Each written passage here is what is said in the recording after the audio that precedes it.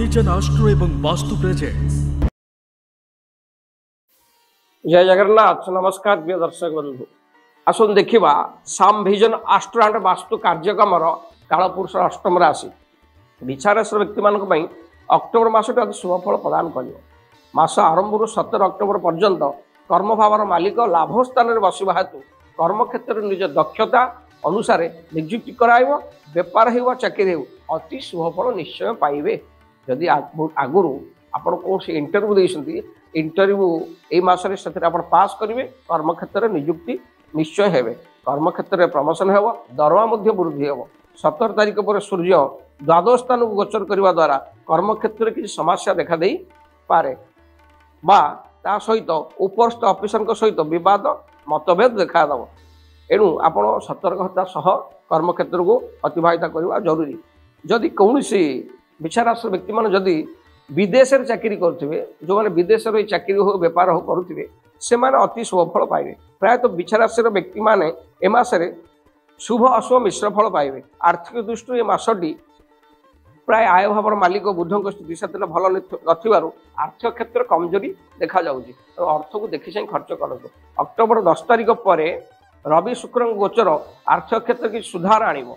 ए मासरे आपनको फल अनुसार फल निश्चय फलिबो। छोट मोट किछिटा आर्थिक स्वभाव देखादेव।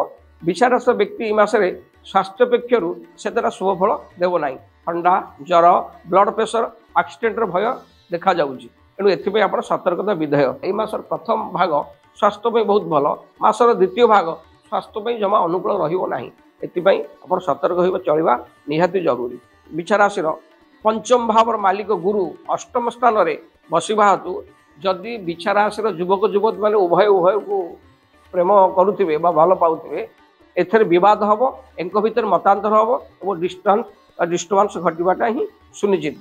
एथिपई आपण सतर्कता अवलंबन जरूरी। परस्पर मध्य विश्वास एवं भल पाइबा को बजाय रखती।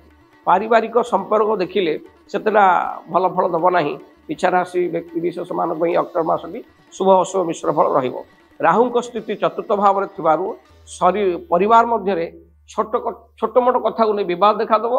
पैतृक संपत्ति नहीं भाई भाई भीतर झगड़ा निश्चय हम कहीं क्या मानवे ना। तेणु परिवार आप समय दिंतु, समस्त सहित मिसी चलने चेष्टा करूँ। परिवार कड़ी को कोर्ट को न नहीं निज भितर आपस बुझापण करने को चेष्टा कले बहुत भल हुआ। प्रायतः ए मसरे आपण सब रिस्टोर खंडन प्रतिकार स्वरूप प्रत्येक मंगलवार हनुमान पाखे लाल रंगर मिठा भोग लगाओ। से भोग नैवेद्य मिठा को छोट पिला को बांटी दियो। 4टी शनिवार 400 ग्राम धनिया स्रोत जल में भसई दियो। 4टी शनिवार प्रति शनिवार दिन 400 ग्राम धनिया स्रोत जल जो जल भासी जाऊँगी से भसई दिंतु। अति शुभ फल पाइबे। ए मास सब रिष्ट खंडन पूरा आनंद मासटी आप उपभोग करेंगे। श्याम विजन आस्ट्रो एवं वास्तु चैनल को लाइक शेयर एवं सब्सक्राइब करंतु।